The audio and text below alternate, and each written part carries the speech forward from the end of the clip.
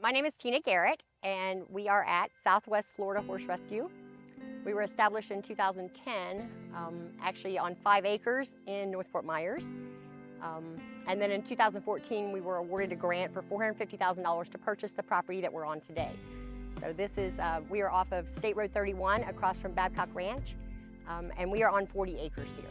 We basically deal with Sheriff's Department seizures. So if the authorities from different counties around us go in and they seize a horse for many different reasons, neglect, abandonment, abuse, we're contacted to see if we have room to bring the horse here for rehab. So we do rehab with our veterinarian involved, and then once the horse is cleared for training, then he or she will go to training, and then they are cleared for adoption. The condition of the horses when they come in, they're all different.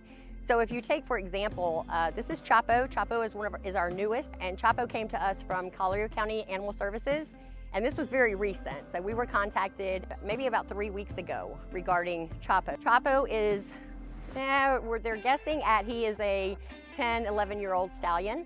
And he has a lot of issues. He has some hoof issues. Of course, he needs to be gelded. Needs some groceries, as we can all see. And he needs his dental work done, things like that. So that's basically what we focus on when they first come in. The main thing that we try to do is just let them be horses. Where we are now, we're standing in paddock 9. So paddock 9 is, it's not separated from the rest of the herd, but he has his own 3/4 acre pasture.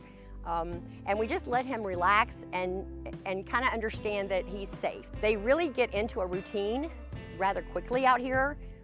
We have a huge team of volunteers. For example, we have probably 10 to 12 volunteers out here today, and everybody knows their different tasks for the morning, and they go and they do their morning chores, which include feeding the horses naturally, grooming, what we call picking the paddocks.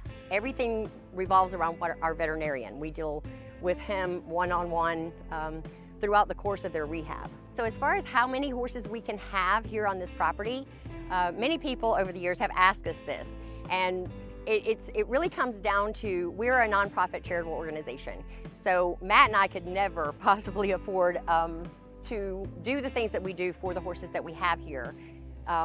So we don't base it on how many can we fit on this property.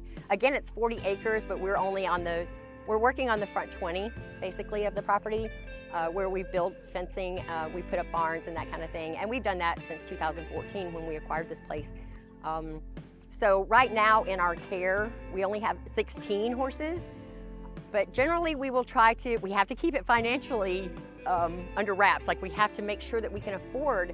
Anybody can take on a bunch of horses and throw them into an area and say, okay, look at me, I have all these horses. Okay, what about the care of the horses? So we give them nothing but the best. And we do that through fundraisers. The donations that come into us go to them, directly to them. So they get the best hay, they get the best grain, they get the best vet care, farrier care, that sort of thing. So we really do try to keep it at, I want to say, around 20 horses or less. And that's just because it is me and Matt here. Matt and I live here.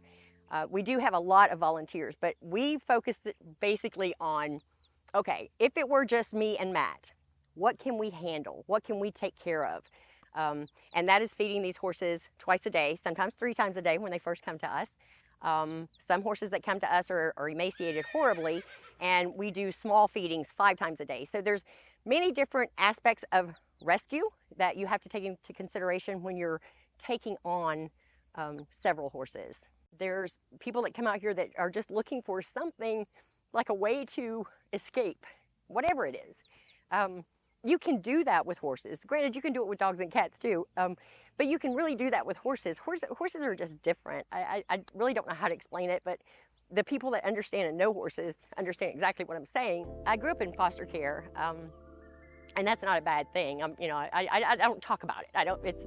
It's in the past. It doesn't really matter, but.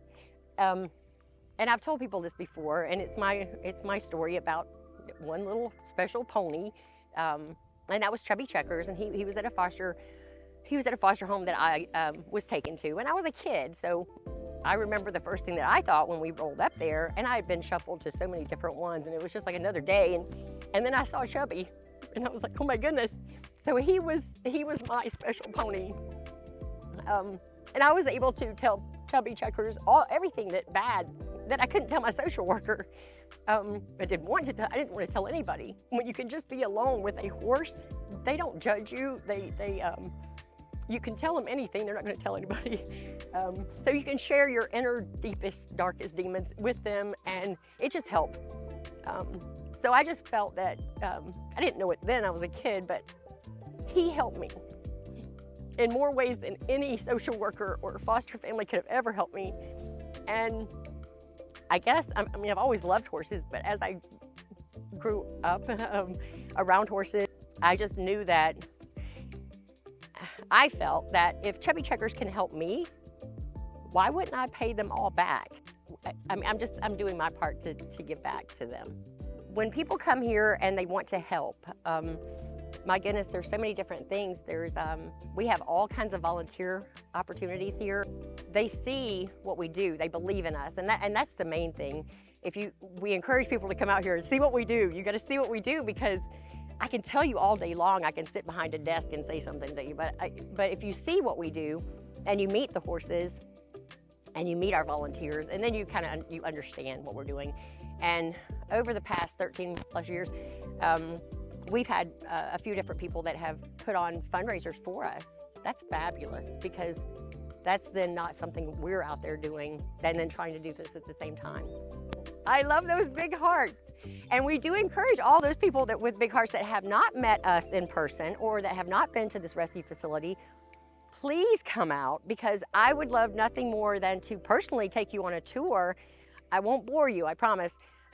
But to show you and tell you, if I tell you just a story or two about these horses, you're gonna feel the same way as I do. If you love animals, oh my goodness, you're in. That's just, you're in. Part of the family. That's it.